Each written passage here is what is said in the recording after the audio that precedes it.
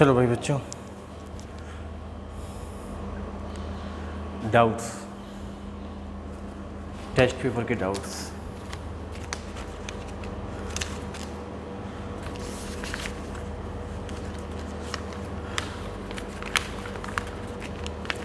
चलो लाइन से देखते रहो, जो जो जिसके डाउट हो अपने देखते चलना।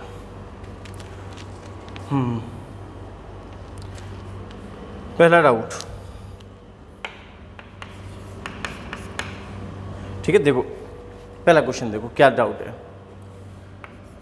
पहले क्वेश्चन में बोल रहा है कि एक फोर्स है 6 किलोग्राम का, एक फोर्स है 6 किलोग्राम का, मतलब 6 किलोग्राम की बॉडी जितना फोर्स लगाती है, जितना वजन होता है 6 किलोग्राम की बॉडी का, उतना फोर्स। एक फोर्स है 6 किलोग्राम का, दूसरा फोर्स है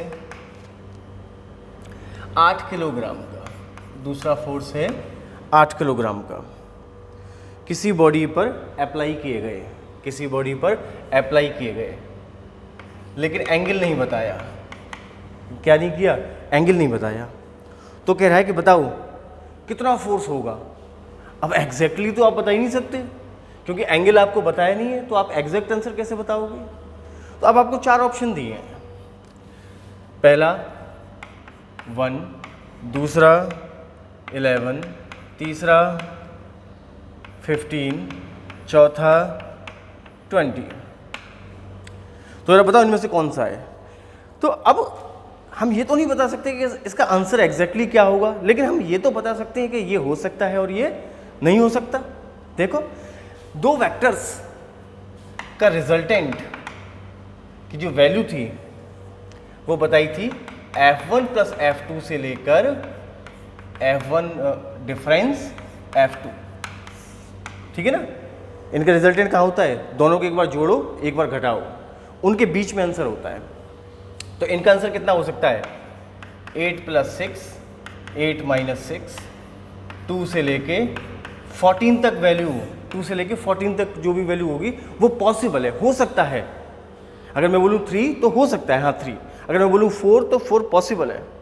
लेकिन अगर मैं बोलूँ कि 20, 25, तो आप देखो ये 2, 8 और 6 मिलके, 8 और 6 मिलके आपका 20 नहीं प्रोड्यूस कर सकती रिजल्टेंट, क्योंकि मैक्सिमम कितना होता है? A plus B.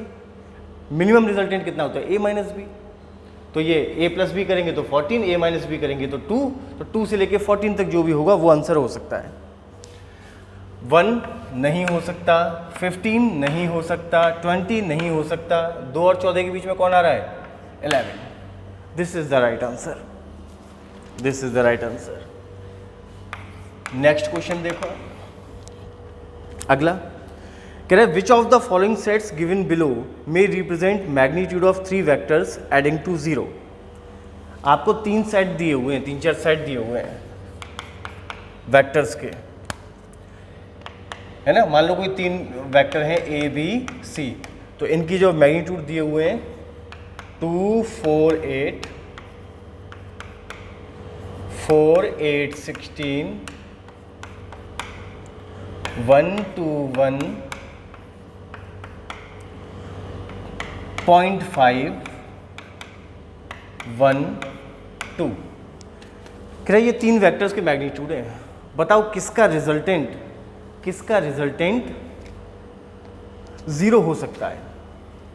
तो मैंने पढ़ाया था वेक्टर्स में, रिजल्टेंट उसका 0 होगा। कब 0 होगा रिजल्टेंट? जब पहले वेक्टर की टेल पर लास्ट वेक्टर का हेड आ जाएगा। 3 वेक्टर A, B, C, तो पहले वेक्टर की टेल पर लास्ट वेक्टर का हेड जब आ जाएगा तब जाके रिजल्टेंट क्या होगा? 0। तो अगर 3 वेक्टर हैं और पहली कंडीशन 3 वेक्टर हैं और रिजल्टेंट 0 होने की कंडीशन क्या है? पहले की पूंछ पर लास्ट वाले हेड का सिर आना चाहिए, ठीक है। तो ये बन क्या जाएगा? ट्राइंगल। क्या बन जाएगा? ट्राइंगल बन जाएगा। और हम ट्राइंगल की एक शर्त होती है, ऐसा ट्राइंगल नहीं बना सकते जिसकी कोई एक साइड, ऐसा हम कोई ट्राइंगल नहीं बना सकते जिसकी कोई एक साइड बची हुई दोनों साइड के डिफरेंस से कम हो या बची हुई दोनों साइड के सम से ज़्यादा हो ऐसा ट्राइंगल नहीं बना सकते। मतलब कैसा नहीं बना सकते, देखो 2 9 7। अब हमसे कोई पूछे क्या इतनी लंबी साइड्स का ट्राइंगल बनाया जा सकता है, तो कैसे पता करेंगे? देखो एक कोई भी एक नंबर ले लो, जैसे 7 को ले लिया। अब क्या करें, 9 - 2 9 + 2। क्या पहले वेक्टर की टेल पर इसको 3, इसको ले लो 4 ऐसे। अब क्या पहले की टेल पर लास्ट का हेड आ सकता है, मतलब ट्राइंगल बन सकता है? तो देखो ये नंबर ले लिया तो 9 + 4 9 - 4, तो 5 से लेके 13 7 बीच में आ रहा है, ये ट्राइंगल बना सकते हैं, ये ट्राइंगल बना सकते हैं। ठीक है, जैसे मैं बोलूं 2 6 12। अब इसमें कोई भी एक साइड ले लो, ये मान लो मैंने 6 ले ली। अब मुझे क्या करना है, दोनों बची हुई साइड को एक बार सम किया, एक बार डिफरेंस किया। 12 - 2 12 + 2, तो 12 - 2 10 12 + 2 14। तो क्या ये 6 10 और 14 के बीच में आ रहा है? नहीं, ऐसा ट्राइंगल नहीं बना सकते। तो जब ऐसा ट्राइंगल नहीं बना सकते तो पहले की टेल पर लास्ट का हेड नहीं आ सकता, और पहले की टेल पे लास्ट का हेड नहीं आ सकता तो रिजल्टेंट 0 नहीं हो सकता। अब जिनमें रिजल्टेंट 0 हो सकता है छांट लेते हैं। 2 4 8, क्या इन 3 साइड का ट्राइंगल बनाया जा सकता है? नहीं बनाया जा सकता। 2 को कंसीडर करो, 8 + 4 8 - 4, क्या 2 बीच में आ रहा है? नहीं आ रहा, ये नहीं। 4 8 16, ठीक है, किसी को भी बीच में ले लो, 16 ले लिया। अब देखो 8 + 4 8 - 4, क्या 4 से 12 के बीच में 16 आ रहा है? नहीं आ रहा, इनका रिजल्टेंट 0 नहीं हो सकता। 1 2 1, कोई भी ले लो 1, 2 + 1 2 - 1, तो 1 से लेके 2 के बीच में 1 आ रहा है क्या? आ रहा है, इनका रिजल्टेंट 0 हो सकता है, इसका रिजल्टेंट 0 हो सकता है, मे बी पॉसिबल। अगर मैं दोनों फोर्सेस ऐसे लगा दूं 1 1 और 2, देखो है ना, 2 न्यूटन, 2 लोग 1 न्यूटन आगे और 1 आदमी 2 न्यूटन पीछे, तो रिजल्टेंट क्या हो जाएगा? 0। नेक्स्ट क्वेश्चन, ये सारी चीजें वेक्टर्स में पढ़ा दी हैं, पूरा वेक्टर्स को दोबारा पढ़ो ढंग से, अगले टेस्ट में फिर से आएगा। ध्यान रखना, वेक्टर्स हमारे जीवन का बहुत इंपॉर्टेंट पार्ट है, इसके बिना फिजिक्स सॉल्व करना तो दूर की बात, सोचना भी गुनाह है, सोचने पर भी पाप लगता है। 4 नंबर कट जाते हैं क्वेश्चन के। नेक्स्ट क्वेश्चन देखो जो बच्चों ने पूछा है, the resultant of 2 vectors A and B is perpendicular to vector A and its magnitude is equal to half of the magnitude of vector B, then find out the angle between vector A and vector B। आपको बोल रहा है 2 vector हैं A और B, इन दोनों vectors का resultant, ये हो गया ना रिजल्टेंट, इन दोनों वेक्टर्स का रिजल्टेंट A के परपेंडिकुलर है, इन दोनों वेक्टर्स का रिजल्टेंट A के परपेंडिकुलर है, और इस रिजल्टेंट का जो मैग्नीट्यूड है वो इसका आधा है। इस रिजल्टेंट का मैग्नीट्यूड B वेक्टर का मैग्नीट्यूड का क्या है? आधा। तो यानी कि ये B, अगर इसकी लंबाई B है तो इसकी लंबाई कितनी हो जाएगी? B/2। आपसे पूछ रहा है A और B के बीच में कितना एंगल होगा, तो A और B के बीच में जो एंगल होगा, this is the angle between vector A and vector B। ठीक, तो ये एंगल निकालना है अपने को। ठीक है, तो मैं क्या करता हूँ, ये वाला एंगल निकाल लेता हूँ, 180 में से माइनस कर दूंगा, ये एंगल आ जाएगा। ठीक है, अब ये एंगल निकालना कितना आसान है, देखो इसको अल्फा मान लिया मैंने, तो sine alpha is equal to perpendicular upon hypotenuse. Sine alpha की वैल्यू 1/2, अल्फा कितना? 30 डिग्री, तो अगर ये 30 डिग्री तो ये कितना बचा? 150 डिग्री आंसर। ठीक, नेक्स्ट क्वेश्चन,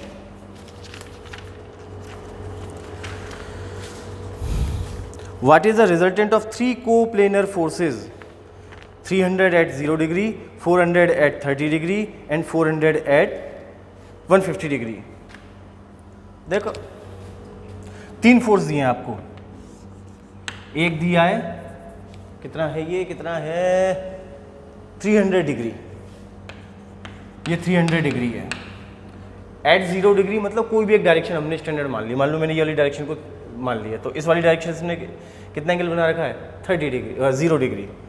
दूसरा दे रखा है 400 न्यूटन, उसी डायरेक्शन से कितने एंगल पर 30 डिग्री, 400 न्यूटन उसी डायरेक्शन से 30 डिग्री। और तीसरा दे रखा है 400 न्यूटन इसी डायरेक्शन से 150 डिग्री। अब आपको ये तो पता ही होगा ना, एंगल हमेशा एंटी क्लॉकवाइज मेजर करना चाहिए। ठीक, अब देखो मैंने मान लिया ये डायरेक्शन एक्स एक्सिस, ये डायरेक्शन क्या है एक्स एक्सिस, तो मैं पहले वेक्टर को ले लेता हूँ। तो पहले वेक्टर को मैं लिखता हूँ ए, तो ये क्या हो गया 300 आई कैप, इसको मैंने एक्स एक्सिस मान लिया। दूसरा वेक्टर 400 एक्स एक्सिस से कितने एंगल पर 30 डिग्री पर, 400 एक्स एक्सिस से 30 डिग्री पर। तो बच्चे इसके दो कंपोनेंट हो जाएंगे, याद करो, दो कंपोनेंट हो जाएंगे, याद करो। ये वाला कंपोनेंट 400 cos 30 आई कैप, ये वाला कंपोनेंट 400 sin 30 जे कैप। ठीक, तो बी वेक्टर को मैं क्या लिख सकता हूँ 400 cos 30 आई कैप, यानी कि √3/2 आई कैप, प्लस इसको लिख सकता हूँ 400 sin 30, यानी कि 400 sin 30 की वैल्यू 1/2 जे कैप। तो बी वेक्टर हमारा हो गया 200 और बी वेक्टर हो गया 200 √3 I cap plus 200 J cap. ठीक, तीसरा वेक्टर हमें कहाँ दिया हुआ है एक्स एक्सिस से 150 डिग्री पर, एक्स एक्सिस से 150 डिग्री पर। तो ये एंगल कितना हो गया, देखो यहाँ से 150, तो ये कितना बचा 30, ये कितना 400। तो इसका ये वाला कंपोनेंट पॉजिटिव और ये वाला कंपोनेंट नेगेटिव। तो क्या कंपोनेंट होंगे, देखो तीसरे वाले के, ये वाला पॉजिटिव होगा, साइन वाला कंपोनेंट वाई एक्सिस में वो पॉजिटिव है। तो 400 sin 30 जे कैप माइनस 400 cos 30 आई कैप। ध्यान रखना वेक्टर पढ़ना पड़ेगा दोबारा, मैं वेक्टर नहीं पढ़ा सकता अब इस समय, सारे लेक्चर्स डले हुए प्ले लिस्ट में, सारे लेक्चर देखो ध्यान से। ये थर्ड वेक्टर हो गया। अगर बच्चों को समझ में नहीं आ रहा है कि ये कैसे कर रहे हैं फटाफट जितनी तेजी से, आप इसका मतलब आपको वेक्टर पढ़ने की सख्त जरूरत है। 400 sin 30 1/2 200 J cap minus cos 30 √3/2 2 से 400 200 माइनस 200 √3 आई कैप। ठीक है, तो देखो ए वेक्टर आ गया, बी वेक्टर आ गया, सी वेक्टर आ गया। अब इन तीनों वेक्टर्स का हमें क्या निकालना है रिजल्टेंट, क्या निकालना है रिजल्टेंट, रिजल्टेंट देखो रिजल्टेंट निकाल लो। चलो भाई रिजल्टेंट निकालो, A plus B plus C equals to 300 I cap plus 200 √3 I cap plus 200 J cap plus 200 J cap minus 200 √3। अरे यार ये देखो यहाँ पे जे कैप गलती से लिख दी, यहाँ पे ये आई कैप था, ये गलती होगी मुझसे। तो देखो 200 √3 आई कैप प्लस का 200 √3 आई कैप माइनस का कट गए, क्या बचा 300 I cap 200 400 J cap, J cap में जे कैप वाला ही तो जुड़ेगा। ये आया इन तीनों का रिजल्टेंट। और किसी भी वेक्टर का मैग्नीट्यूड कैसे निकालते हैं 300 का स्क्वायर प्लस 400 का स्क्वायर। आंसर फटाफट धुआंधार। चलो नेक्स्ट क्वेश्चन, जल्दी नोट करते चलना अपने अपने क्वेश्चन भैया। अगला क्वेश्चन,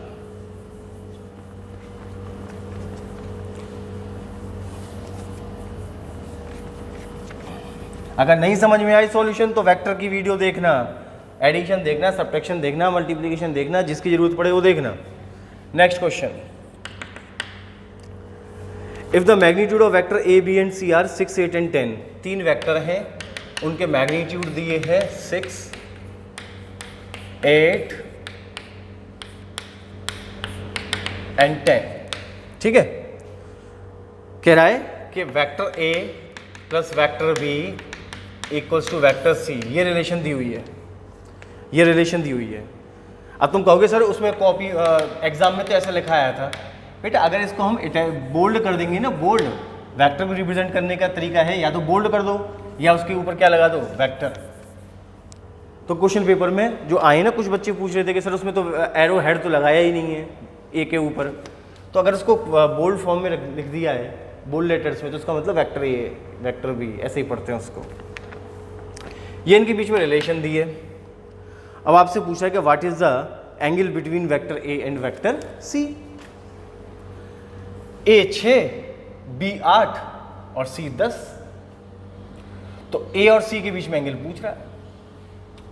एक तरीका तो ये कि कैलकुलेट कर लो, और एक तरीका ये है कि आपको समझ में आ जाना चाहिए 3, 4, 5, साइड्स का रेशियो कितना आ रहा है 3:4:5, तो क्या होगा ये right angle triangle A B C, A B C, ठीक है ना। ये कितना हुआ, ए की लेंथ कितनी दे रखी है 6, बी की कितनी दे रखी है 4 और सी की कितनी दे रखी है 10। देखो वही रेशियो आ गया 3, 2, ये 3, 4, 5। तो वेक्टर ए और वेक्टर सी के बीच में एंगल पूछ रहा है, निकाल लो यार, साइन में निकालो, कॉस में निकालो, टेन में निकालो, जिसमें मन करे उसमें निकाल लो इसको। देखो cos theta is equal to base upon hypotenuse. अरे क्या यार, इसको कैसे कैसे करेंगे इसको, 3/5 0.6, तो theta is equal to cos inverse 0.6, आ गया आंसर। नेक्स्ट क्वेश्चन देखो, नेक्स्ट क्वेश्चन देखो,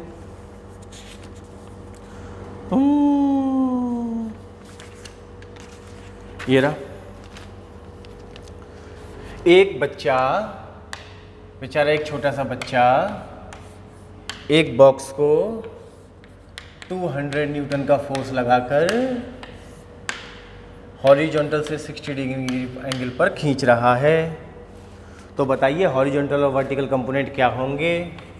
तो ये तो हो गया हॉरिजॉन्टल कंपोनेंट और ये हो गया इसका वर्टिकल कंपोनेंट, ठीक है। तो हॉरिजॉन्टल कंपोनेंट थीटा के साथ वाला क्या लिखते हैं, कॉस थीटा। तो हॉरिजॉन्टल कंपोनेंट हो गया 200 कॉस 60, दूसरा वाला क्या लिखते हैं साइन थीटा। तो वर्टिकल कंपोनेंट हो गया 200 साइन 60, 200 कॉस 60 1/2 100, और ये आ जाएगा 200 साइन 60 की वैल्यू √3/2, तो 100 √3 और 100, √3 की वैल्यू कितनी 1.73 1.75, इस क्वेश्चन के अकॉर्डिंग 1.75 175 और 100, यही हमारे आंसर दे रखे हैं। देखो यही हमारे आंसर्स दे रखे हैं। नेक्स्ट क्वेश्चन, नेक्स्ट क्वेश्चन देखो भाई, फटाफट से नोट करो जल्दी, अभी तो काफ़ी टाइम बाकी है, खूब सारे क्वेश्चन हो जाएंगे। अरे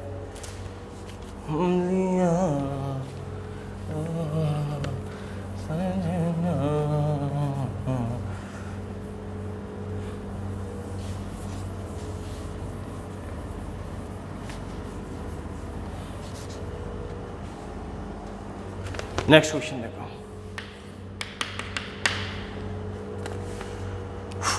एक डायग्राम दे रखा है ऐसे, यहाँ पुली लगी है, पुली एक वेट यहाँ है W1, एक वेट ऐसे लटका हुआ है W2, W1 दिया हुआ है आपका 5 किलो, W2 दिया हुआ है आपका 3 किलो, और कह रहा है कि W1 का वो वाला कंपोनेंट जो सरफेस के पैरेलल है। तो W1 के दो कंपोनेंट होंगे, एक परपेंडिकुलर और एक पैरेलल। तो पैरेलल कंपोनेंट क्या होता है, W1 साइन थीटा। तो कह रहा है कि ये जो W1 का कंपोनेंट जो सरफेस के पैरेलल है वो W2 के बराबर है। खुद ही देखो क्या बोल रहा है, ये वाला कंपोनेंट W2 के बराबर है। तो कह रहा है बताओ इसका एंगल कितना होगा। क्या लल्लू क्वेश्चन है ये, देखो जरा। Sine theta is equal to W2 upon W1। W2 कितना 5, W1 कितना 3। तो sine theta is equal to 5/3। इसका मतलब sine theta is equal to ये परपेंडिकुलर, नहीं W2 3 है, सॉरी 3/5। तो sine theta is equal to 3/5, यानी कि sine theta is equal to perpendicular upon hypotenuse. तो ये है परपेंडिकुलर और ये है हाइपोटेनियस। कितना एंगल होगा, अगर ये 3 है ये 5 है तो ये कितना होगा 4। तो ये कितना एंगल बचा हमारा 37 डिग्री। अरे भूल गए जादुई ट्राइंगल जो था, 5 और 3 53, ये 90, बचा हुआ कितना 37, बचा हुआ कितना 37। नेक्स्ट क्वेश्चन आ जाओ भाई, नेक्स्ट क्वेश्चन पे। कह रहा है कि दो वेक्टर हैं ए और बी एक्स वाई प्लेन में। मान लो ये एक्स एक्सिस, ये वाई एक्सिस, और इसमें कोई वेक्टर पड़ा हुआ है ऐसे, दो वेक्टर पड़े हुए हैं ऐसे, ये वेक्टर ए, ये वेक्टर बी, ऐसे पड़े हुए हैं बेचारे मस्त एकदम। एक्स वाई प्लेन है ये पूरा। मान लो ये बोर्ड क्या है, एक्स वाई प्लेन, ठीक है। अब कह रहा है the vector is B is perpendicular to vector A. बोलो हो, कह रहा है कि दोनों वेक्टर एक दूसरे के क्या हैं, परपेंडिकुलर। लो भाई परपेंडिकुलर बना दिया, परपेंडिकुलर है। तो कह रहा है कि अगर vector A I cap plus J cap है तो वेक्टर बी क्या होगा, तो वेक्टर बी क्या होगा। तो अब देखो कोई एक वेक्टर है उसके परपेंडिकुलर तो एक अनंत वेक्टर बनाए जा सकते हैं। जैसे मैं बात करूं ये वेक्टर ए है तो इसके परपेंडिकुलर अनंत वेक्टर बनाए जा सकते हैं। कितने भी बना लो, कितने भी बना लो, कितने भी बना लो, कितने भी बना लो, है ना। तो इसका कोई एक, इसका आंसर अकेला तो हो नहीं सकता कि यही एकमात्र इसका वेक्टर इसके परपेंडिकुलर है। अनंत वेक्टर हो सकते हैं, लेकिन अपने को छांटना है कि 4 ऑप्शन दिए इसमें से कौन है। अच्छा कौन कौन से ऑप्शन है, लाओ सामने पेश करो उनको जल्दी। I cap minus J cap,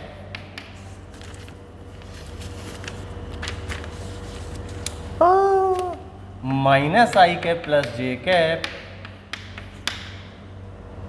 minus 2i cap plus 2j cap, और चौथा ऑप्शन है all of the above, all of the above. लो कर लो बात भैया। तो हमें पता है कि ए के परपेंडिकुलर वही होगा, ए के परपेंडिकुलर होने के लायक वही होगा जिसका इसके डॉट प्रोडक्ट ए के साथ क्या हो जाएगा 0। मैंने एक बात बताई थी कि दो परपेंडिकुलर वेक्टर्स का डॉट प्रोडक्ट 0 होता है। ये मंत्र बहुत महत्वपूर्ण है। तो इसका जिसके साथ डॉट प्रोडक्ट 0 हो जाएगा वो वेक्टर क्या होगा इसके परपेंडिकुलर। चलो आओ डॉट प्रोडक्ट देखते हैं। डॉट प्रोडक्ट क्या होता है, ए एक्स बी एक्स प्लस ए वाई बी वाई प्लस ए जेड बी जेड। देखो अब ये सोचो, इमेजिन करो ये बी है मान लो, तो चलो इसका और इसका डॉट प्रोडक्ट करते हैं। देखना ए एक्स कितना 1, बी एक्स कितना 1 प्लस ए वाई कितना 1, बी वाई कितना -1, 0। यो वेक्टर परपेंडिकुलर है, ए वेक्टर के परपेंडिकुलर है यो वाला वेक्टर। हाँ तो क्या डायरेक्ट आंसर इसी को लगा दें धड़ाम से? नहीं, एक ऑप्शन इसमें ऑल ऑफ दी अबव भी है, तो थोड़ा इंतजार कर लो, डट जाओ न। लेके एक ऑप्शन मिला खट से आंसर मार दिया। सो दूसरा देखो, अब इसका इसके साथ करो डॉट प्रोडक्ट। देखो ए एक्स बी एक्स -1, ए वाई +1 बी वाई प्लस 1, ओ हो -1 + 1, ये भी परपेंडिकुलर है, ये भी एक क्या है, परपेंडिकुलर। अब इसको देखो, ax 1 bx -2 ay 1 by +2, लो भैया -2 + 2, ये सभी वेक्टर ए के क्या हैं, परपेंडिकुलर। क्या हैं ए के, परपेंडिकुलर, परपेंडिकुलर। नोट करो। राधे राधे, राधे राधे। डिशुम डिशुम डिशुम डिशुम। चलो भाई नेक्स्ट क्वेश्चन पे निगाह मारते हैं। हाँ, कौन सा क्वेश्चन है भाई, ये रहा। हाँ, कह रहा है कि एक वेक्टर है वर्टिकली अपवर्ड, कह रहा है एक वेक्टर है जिसकी डायरेक्शन क्या है, वर्टिकली अपवर्ड, जिसकी डायरेक्शन क्या है, वर्टिकली अपवर्ड, और एक वेक्टर है बी, उसकी डायरेक्शन कहाँ है, नॉर्थ में, उसकी डायरेक्शन कहाँ है, नॉर्थ में। ठीक है, तो कह रहा है कि बताओ वेक्टर ए क्रॉस बी की डायरेक्शन किधर होगी। आपसे पूछ रहा है बताओ वेक्टर ए क्रॉस बी की डायरेक्शन किधर होगी। ओ हो, देखो देखो देखो देखो देखो देखो, ईस्ट और west, north and south. B vector ऐसे है, बी वेक्टर ऐसे है नॉर्थ की तरफ, ए वेक्टर ऐसे है ऊपर की तरफ। ए क्रॉस बी की डायरेक्शन पूछिए, राइट हैंड थंब रूल, पहले अपनी उंगलियां एक वेक्टर की डायरेक्शन में घुमाएंगे, किसकी तरफ, बी वेक्टर की तरफ, थंब का डायरेक्शन ए क्रॉस बी का डायरेक्शन देगा। तो आंसर क्या आ गया, along, along west, along west. Next question देखो, next question, the linear velocity of a rotating body is, किसी बॉडी की लीनियर वेलोसिटी आपको दी गई है ओमेगा क्रॉस आर, है ना, और आपको ओमेगा दिया हुआ है I cap -2j cap plus 2k cap. ढंग से देख लेना वेक्टर प्रोडक्ट वाला लेक्चर, आर दिया हुआ है आपको, ध्यान से देखना है, यहाँ 0i कैप है +4j कैप है -3k कैप है। तो बच्चों आपसे वेलोसिटी का मैग्नीट्यूड पूछा जा रहा है, तो क्या करना है, सिंपल क्रॉस प्रोडक्ट कर देना है इनका। क्या कर देना है, सिंपल क्रॉस प्रोडक्ट कर देना है। लो भाई क्रॉस प्रोडक्ट कर लेते हैं, ये आई कैप, ये जे कैप, ये के कैप, पहले कौन, ओमेगा, तो पहले किसके कोफिशिएंट्स लिखे जाएंगे, ओमेगा के, ओमेगा का देखो ऐसे लिखेंगे, omega x, omega y, omega z, r x, r y, r z, ऐसे लिखे जाएंगे, है ना। तो ओमेगा एक्स की जगह हम क्या लिखेंगे 1, ओमेगा वाई की जगह क्या लिखेंगे -2, ओमेगा जेड की जगह क्या लिखेंगे +2, आर एक्स की जगह क्या लिखेंगे 0, आर वाई की जगह क्या लिखेंगे +4, आर जेड की जगह क्या लिखेंगे -3। लो कर लो बात, आई कैप टुक टुक छुपा लिया, इन दोनों का मल्टीप्लाई किया 6 माइनस इन दोनों का मल्टीप्लाई किया 8। अब यहाँ पे लगाएंगे माइनस, पहला प्लस का दूसरा माइनस का, ये अब जे कैप ले रहे हैं तो इसको छुपा लो, जे कैप इसको छुपा लिया। तो देखो -3 इसका मल्टीप्लाई किया माइनस, और इसका मल्टीप्लाई किया 0। अब क्या लेंगे, प्लस का लेंगे तीसरी बार में के कैप, अब इन दोनों का मल्टीप्लाई किया 4 माइनस इन दोनों का मल्टीप्लाई किया 0। तो बचवा आंसर क्या आया से, आंसर आया अपना आंसर आया -2i cap. Plus 3j cap plus 4k cap. ये आ गई अपनी क्या वेलोसिटी v। निकाल लो उसका मैग्नीट्यूड। इसका कोफिशिएंट का स्क्वायर 4, इसका स्क्वायर 9, इसका square 16, 16 plus 9 25 plus 4 29। Answer answer high. चलो फटाफट से नोट कर लो, फटाफट से नोट करो जल्दी। देखें कितना टाइम हो गया, मोबाइल में चेक करें। 30 मिनट्स हो गए भैया, 30 मिनट्स हो गए, 30 मिनट्स हो गए, 30 मिनट्स हो गए।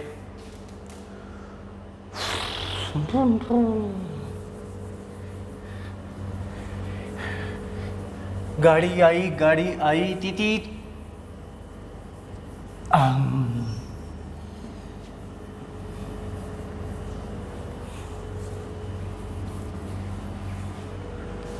Next question. ओहो ए ले कह रहा what is the angle between P plus Q। ये सारे क्वेश्चन इसलिए गलत हुए, वेक्टर नहीं पढ़ा इसलिए क्वेश्चन गलत हो रहे हैं। ये क्वेश्चन इस लायक नहीं कि गलत किए जाएं पढ़ने वाले बच्चे के द्वारा। अगर कोई पढ़ने वाला बच्चा ऐसे क्वेश्चन गलत कर रहा है, इसका मतलब ये है कि उसने वेक्टर्स की वीडियो नहीं देखी। इस बात को अपने भेजे में घुसा लो बेटा। अगर आप वेक्टर नहीं पढ़ोगे, अगर आपका वेक्टर और बेसिक मैथमेटिक्स स्ट्रांग नहीं होगा, आप कितनी भी ताकत लगा लेना फिजिक्स में, कभी भी आप सेलेक्ट नहीं हो पाओगे। ये रिटन में दे रहा हूं मैं आपको, कितने ही मेहनत कर लेना, कितने ही होशियार बन लेना, अगर आपकी बेसिक मैथ और वेक्टर्स अगर आपका तैयार नहीं है, तो आप किसी भी चैप्टर को आप सोचोगे कि मैं समझ जाऊं और मैं क्वेश्चन कर लूं, तो ऐसा पॉसिबल नहीं है। ध्यान रखना इस बात को। जितना हो सके वेक्टर पूरा कमांड में होना चाहिए आपका। कोई चैप्टर छूट जाए, वेक्टर नहीं छूटना चाहिए, बेसिक मैथ्स नहीं छूटनी चाहिए आपकी। ध्यान रखना इस बात को। तो अगर ये क्वेश्चन नहीं हो रहे हैं, तो इसका सीधा मतलब ये है कि आपने वेक्टर की पढ़ाई ढंग से सीरियसली नहीं करी। और अब तो लेक्चर सारे पूरे के पूरे अपनी एप्लीकेशन में पढ़े हुए हैं यार, आराम से बैठ के देखो यार, क्या दिक्कत है, आराम से सीखो। हैं अब कौन सा ये कि सर वो मेरा टॉपिक निकल गया, मुझे दोबारा पढ़ा दो ना। अरे सारे लेक्चर हैं, खट से जब पढ़ना है तभी पढ़ने बैठ जाओ। कह रहा है कि P प्लस Q और P क्रॉस Q, इनमें एंगल कितना है। याद करो, अगर ये वेक्टर P है और ये वेक्टर Q है, ठीक है, तो देखो P प्लस Q ये होगा, है ना। और P क्रॉस Q कहाँ होगा, कहाँ होगा P क्रॉस Q। P पहले वेक्टर कौन सा P, दूसरा कौन सा Q, तो उंगली किसकी तरफ घुमाएंगे, P से Q की तरफ, छोटे वाले एंगल के थ्रू, यूं नहीं यूं घुमाएंगे। तो ये P क्रॉस Q की डायरेक्शन। अब देखो ये P क्रॉस Q, P के भी परपेंडिकुलर, Q के भी परपेंडिकुलर, P प्लस Q के भी परपेंडिकुलर, और इवन मैं तो ये कह रहा हूं P माइनस Q के भी परपेंडिकुलर। मतलब ये P क्रॉस Q क्या है, इस पूरे प्लेन के ही परपेंडिकुलर है। इस प्लेन में जितने वेक्टर्स होंगे सबके ही क्या होगा, परपेंडिकुलर। समझ गए मेरे प्यारे बच्चों।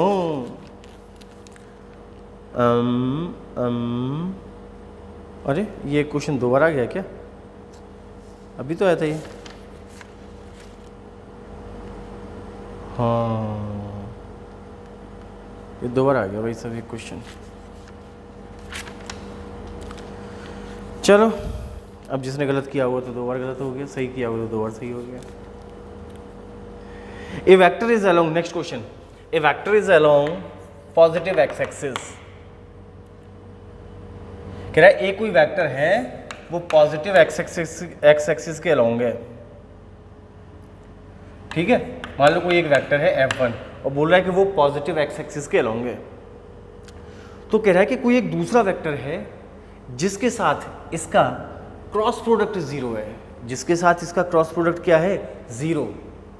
तो बताओ वो कौन सा वेक्टर हो सकता है। 4 ऑप्शन दिए हुए हैं। पहला 4j कैप, दूसरा minus i cap plus j cap, third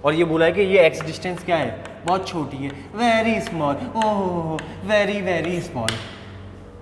तो पूछ रहा है कि जो ऑसिलेशन की फ्रीक्वेंसी होंगी वो क्या होंगी, ऑसिलेशन की फ्रीक्वेंसी होंगी वो क्या होंगी।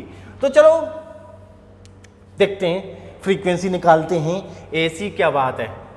अच्छा, जब ये इस तरफ आया, जब ये इस तरफ आया, अच्छा ये भी इसको धकेल रहा था, ये भी इसको धकेल रहा था, ये कह रहा था दूर हट, ये कह रहा था तू इधर दूर हट, लेकिन चूंकि ये बीच में रखा था तो इसलिए नेट फोर्स 0 था।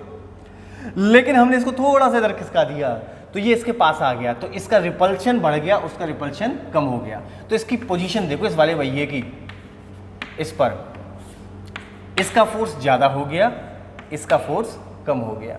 तो इसका फोर्स इस पे कितना, के Q1 Q2 अपॉन इनके बीच की डिस्टेंस का स्क्वायर। पहले कितनी L, x इधर चला गया तो ये कितनी बची, L माइनस एक्स।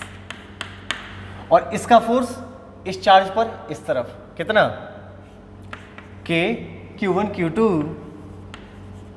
अपॉन इनके बीच की डिस्टेंस का square, L plus x, L plus x. कौन ज्यादा है, ये ज्यादा है।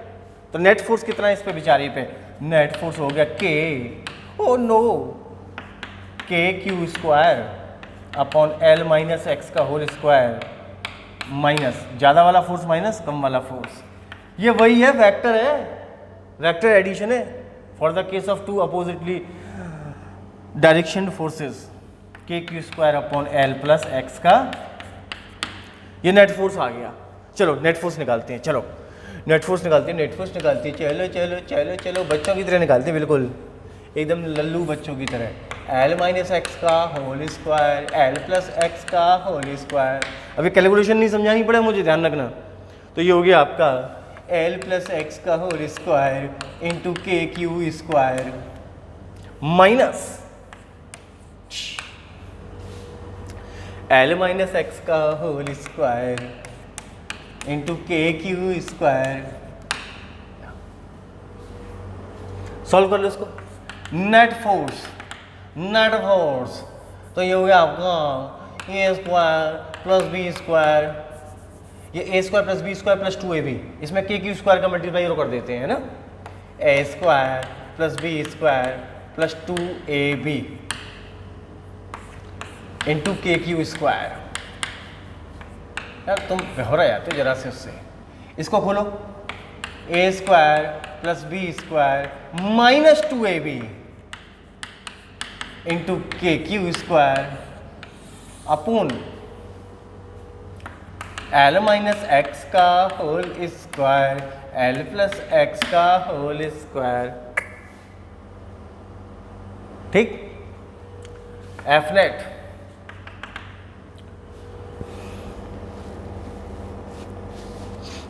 मैं चाहूँ तो यहीं से शॉर्टकट मार सकता हूँ, लेकिन वही है ना, कुछ बच्चे पगला जाएंगे, सर ये मत करो आप, यहीं से मार दूंगा मैं।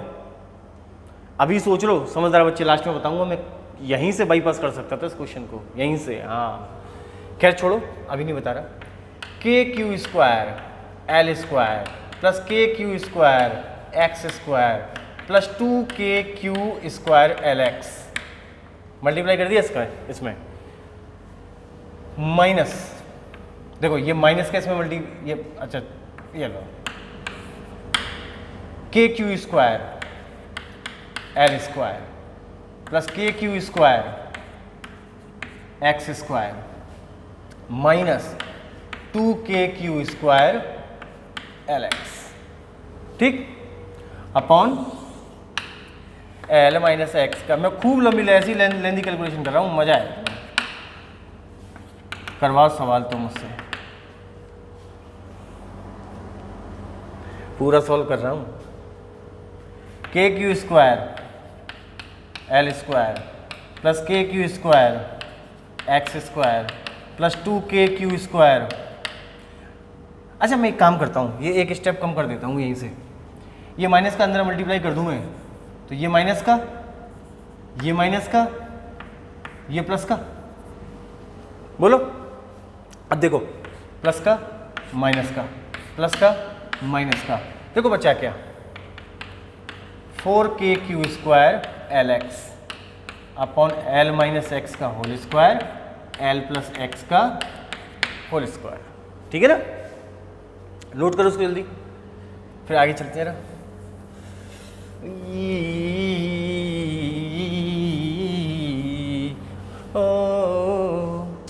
देखो ये क्या आ गया अपना नेट फोर्स, ये क्या आ गया बेटा net force 4k² L x, 4k² L x है ना, अपॉन हो गया एल माइनस एक्स का whole square L plus x का होल स्क्वायर। ये नेट फोर्स हो गया इस कंडीशन में। एक क्यू यहाँ रखा था, एक क्यू यहाँ रखा था, इनके बीच की डिस्टेंस एल थी, एल थी, एल थी, एल थी। यहाँ चार्ज को लाए थे, इस पे इधर फोर्स लग रहा था। किस तरफ फोर्स लग रहा है ये नेट फोर्स? मीन पोजीशन की तरफ। किस पर? मीन पोजीशन की तरफ। तो ये दौड़ा दौड़ा जाएगा, मिडिल पॉइंट पर रुक नहीं पाएगा, इनर्शिया की वजह से आगे चला जाएगा, फिर यहाँ पहुँचेगा, फिर इसका रिपल्शन बढ़ जाएगा, तो फिर ये वाला इसका रिपल्सिव फोर्स बढ़ जाएगा, इसका रिपल्सिव फोर्स कम रह जाएगा, तो फिर चार्ज यहाँ पे रुक के वापस दौड़ा दौड़ा आएगा, रुक नहीं पाएगा, ऐसे चला जाएगा, फिर ये ऐसे ही करता रहेगा, टिंग टिंग टिंग टिंग टिंग टिंग टिंग टिंग, ऐसे ही ऑसिलेशन करता रहेगा। ठीक है, अब हमसे ये बोल रहा है कि if x is small very very small, जो ये डिस्प्लेसमेंट दिया है ना, ये बहुत स्लाइट डिस्प्लेसमेंट दिया है, बहुत स्लाइट, वेरी वेरी स्मॉल, तो नेट फोर्स कितना आया जरा देखें। नेट फोर्स आया, तो अगर x बहुत छोटा है तो l में ऐड करो या सब्ट्रैक्ट करो, कोई मतलब तो है नहीं है। हाँ, तो 4k² L x upon add और सब्ट्रैक्ट करने का कोई फायदा नहीं है, छोटी क्वांटिटी का है ना, कोई फर्क नहीं पड़ता ऐड और सब्ट्रैक्ट करने से। तो ये क्या बचा एल स्क्वायर, तो यहाँ बचा l की पावर 4, तो ये l की पावर 3, तो नेट फोर्स बचा आपका 4k² upon l³ into x. अब जरा गौर से देखो, अगर मैं इस चार्ज को इस तरफ, ये जो q चार्ज रखा था, इसको इस तरफ शिफ्ट कर रहा हूँ, अगर मैं डिस्प्लेसमेंट इस तरफ कर रहा हूँ, तो नेट फोर्स किस तरफ लग रहा है? इस तरफ। अगर ये चार्ज को इधर डिस्प्लेस कर रहे हैं तो नेट फोर्स किधर लग रहा है? इस तरफ। यानी कि ये नेट फोर्स और डिस्प्लेसमेंट की डायरेक्शन अपोजिट है। पहले में ऐसे एज ए वेक्टर ले लेता तो ये माइनस आ जाता, ये मैं सोच रहा अभी क्यों लगा दिया। ठीक है, तो पहले ही मैंने एक को प्लस और एक माइनस मान के ऐसे ही कर लिया था आपको डायरेक्टली शुरुआत से ही। अगर इसको हम आई कैप मान लेते, इसको माइनस आई कैप मान लेते तो माइनस आ जाता। तो अब हम अपने को यहाँ से भी पता चल गया थ्योरेटिकली कि भाई फोर्स और डिस्प्लेसमेंट क्या है? एक दूसरे के अपोजिट। क्या है? एक दूसरे के अपोजिट। अच्छा, 4 constant, k constant, q constant, l constant, variable क्या है? x। तो force, net force is directly proportional to displacement and both are in opposite direction. इसका मतलब ये जो ऑसिलेशन होगा ये कैसा होगा? SHM। ये क्या होगा? SHM। ओ हो SHM। ओ, एक बात बतानी थी और मैंने मिटा दिया। क्या होगा? SHM। इसी वाले स्टेप पे ध्यान रखना, ये वाला जो मैं मिटाने वाला हूँ ये इसी में बताऊंगा मैं फिर क्या बात थी वो, ध्यान रखना इस वाले स्टेप पे।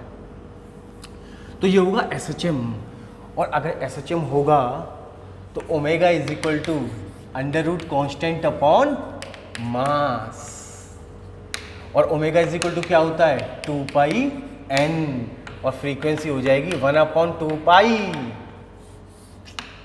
कॉन्स्टेंट अपॉन मास। 1/2 पाई कॉन्स्टेंट क्या? ये 4k² अपॉन l³, ये हो गया कांस्टेंट अपॉन मास m। बस भैया, n is equal to 1/2 pi 4, k की जगह क्या लिख सकते हैं? 4 पाई epsilon not q² l³ m। 4 से 4 कैंसिल, q² बाहर आ जाएगा q, तो ये बन गया q अपॉन 2 पाई, अंदर बचा 1/m pi epsilon naught L Q and this is our answer, and this is our answer. ठीक, ये हमारा आंसर हो गया, ये क्या हो गया, हमारा आंसर आ गया। ठीक है, चलो, तो मैं आपसे वो वाली बात बता रहा था कि जैसे हमने यहाँ पर माना ना कि if x is very very small, तो l प्लस एक्स या l माइनस एक्स को हम डायरेक्ट l लिख सकते हैं। वही बात अगर यहाँ पे जो स्टेप लिखा था उसमें कर देते ना यहीं पे, तो यहीं से अपना आंसर आ जाता, यहाँ तक आ जाता, अपने को फिर इतनी कैलकुलेशन करनी नहीं पड़ती। लेकिन करा दिए तो क्या दिक्कत है, ठीक है ना। वहाँ से भी कर सकते थे अपन, पहले ही l प्लस एक्स और l माइनस एक्स को हम क्या मान लेते, भाई x जो बहुत छोटा है तो l में जोड़ो तब भी कोई अंतर नहीं, l में से घटाओ तब भी कोई अंतर नहीं। अब भाई तुम करोड़पति हो, अब तुमसे 10 रुपये ले लूँ तो भी तुम पे कोई अंतर नहीं पड़ता, तो मैं 10 रुपये दे दूँ तो भी कोई अंतर नहीं पड़ता। लेकिन 10 रुपये से तुम्हारी 1 करोड़ को मल्टीप्लाई कर दूंगा, बहुत फर्क पड़ जाएगा बच्चों, बहुत फर्क पड़ जाएगा। हाँ सच्ची मुच्ची। चलो नेक्स्ट क्वेश्चन। ओहो ओहो, नेक्स्ट क्वेश्चन आने वाला है। राधे राधे। चलो नेक्स्ट क्वेश्चन। ओह नेक्स्ट क्वेश्चन देखो भैया। ओके 10 मिनट बचे हैं बस लेक्चर में। 3 equal charges Q R placed at corners of an equilateral triangle. ये देखो इससे पहले कोई क्वेश्चन छूट तो नहीं गया, सारे वही हैं वही हैं वही हैं वही हैं वही हैं वही हैं वही हैं, बिल्कुल ठीक है वही हैं। चलो हाँ, 3 equal charges Q R placed at corner. कह रहा है किसी इक्विलेटरल ट्रायंगल की तीनों वर्टेक्सेस पर इक्वल चार्ज रखा हुआ है क्यू। इक्विलेटरल ट्रायंगल के तीनों वर्टेक्सेस पर कोई चार्ज रखा हुआ है क्यू। मान लो इस इक्विलेटरल ट्रायंगल की साइड कितनी है ए, तो कह रहे हैं किसी भी एक चार्ज पर फोर्स निकाल लो। अब इस चार्ज पे निकालते हैं। चलो तो इस चार्ज पे फोर्स कौन कौन लगाएगा, एक जे भैया लगाएगा, एक जे भैया लगाएगा। जे भैया कैसे लगाएगा, ऐसे, और जे भैया कैसे लगाएगा, ऐसे। तो सिमेट्री के हिसाब से आप देखो कि ये वाला फोर्स भी एफ होगा और ये वाला फोर्स भी एफ होगा, क्योंकि देखो charge same distance same, charge same, charge का पेयर सेम डिस्टेंस सेम। यू एंगल कितनों से है 60, तो यू भी कितनों से है 60। तो यू चार्ज पे जो फोर्स लगेगा वो कितनों होगा, इक्वल मैग्नीट्यूड के दो फोर्स 60 डिग्री एंगल पर। 2f cos 60/2 वेक्टर आ गया। ताली बजाओ बच्चों, वेक्टर आ गया।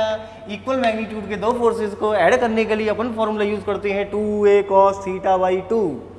तो यहाँ पर a की जगह मैग्नीट्यूड कितना है f cos θ/2, थीटा कितना 60 डिग्री बाई 2, काट पीट 30 डिग्री, कितना हो गया 2f cos 30 की वैल्यू √3/2, 2 √3f।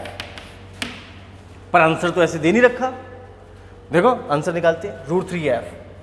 f निकाल लो अब कोई सा भी, f कितना k q1 into q2 upon इनके बीच की डिस्टेंस का स्क्वायर आ गया, √3kq² अपॉन a²। आंसर ओहो आ गया। ठीक है, चलो भाई देखें कितना टाइम बचा है।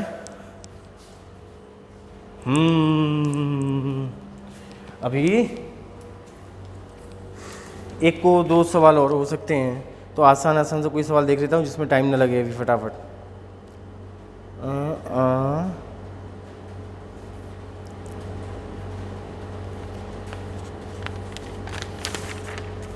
और कितने, हाँ ये क्वेश्चन बता देता हूँ। अरे बच्चों यार तुम भी हद करते हो यार।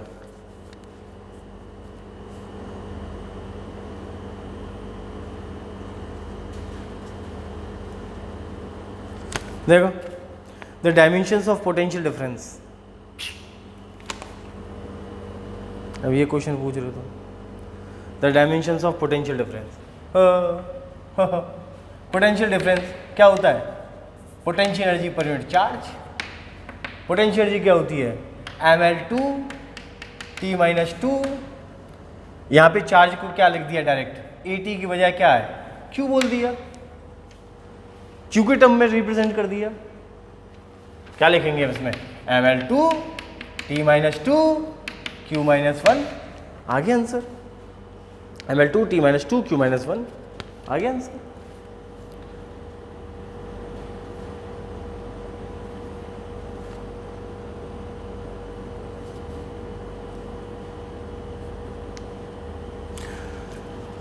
एक क्वेश्चन और है जो फटाफट से बताया जा सकता है, उसके बाद इस लेक्चर को एक आध दो क्वेश्चन रह जाएंगे, बाकी तो कोशिश करिए सारे क्वेश्चन बताने की, लगभग सारे बता ही दिए, 2-3 क्वेश्चन छूट गए है ना, वो पूछ लेना। अब एक अल्लाह 3 equal charges are placed at the 3 corners of an isosceles triangle. Quing quing quing quing quing quing quing quing quing quing quing quing। इसमें रुक जाओ, इसमें रुक जाओ, इसमें रुक जाओ, इसमें रुक जाओ।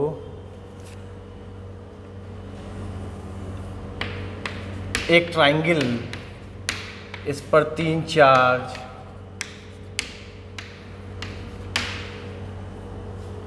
ठीक है। True for इलेक्ट्रोपोटेंशियल at the centre of the triangle.